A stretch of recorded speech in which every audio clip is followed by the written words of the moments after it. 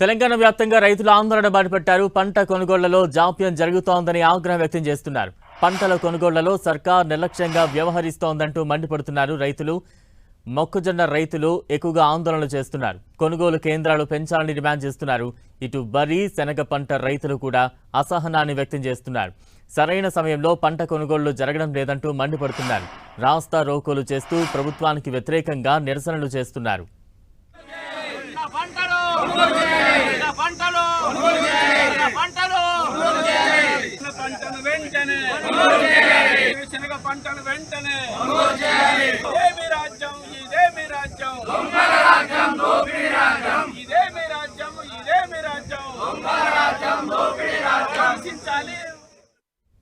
వరంగల్ జిల్లా నర్సంపేటలో మొక్కజొన్న రైతులు ఆందోళనకు దిగారు. కొనుగోలు కేంద్రాలను పెంచాలని డిమాండ్ చేస్తూ వరంగల్ ప్రధాన రహదారిపై ధర్నా నిర్వహించారు.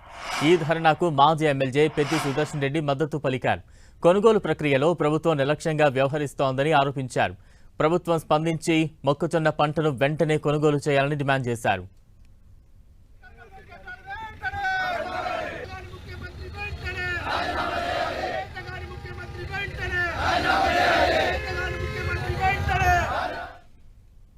ఆదిలాబాద్ జిల్లాలో రైతన్నలు రోడ్డెక్కారు. ప్రభుత్వం పంట కొనుగోలు చేయాలని డిమాండ్ చేస్తూ ఆందోళన చేపట్టారు. బేలా, జైనద్ మండలాల్లోని రాష్ట్ర సరిహద్దుల్లో రైతులు నిరసన తెలిపారు. మాందగాడ, సిర్సన్న, కొబ్బాయి వద్ద హైవేను దిగ్బంధించారు. ప్రభుత్వం వెంటనే శనగలు, జొన్నలు కొనుగోలు చేయాలని డిమాండ్ చేశారు. ఈ నిరసనలకు బీఆర్ఎస్ మద్దతు తెలిపింది.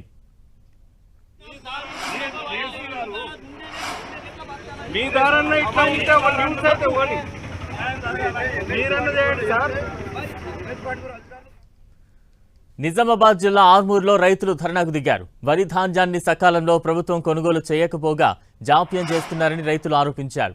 ప్రభుత్వం స్పందించి ధాన్యాన్ని వెంటనే కొనుగోలు చేయాలని డిమాండ్ చేశారు. అలాగే ధాన్యాన్ని తరుగు లేకుండా కొనాలని, హమాలీల కొరత లేకుండా చూడాలని డిమాండ్ చేశారు.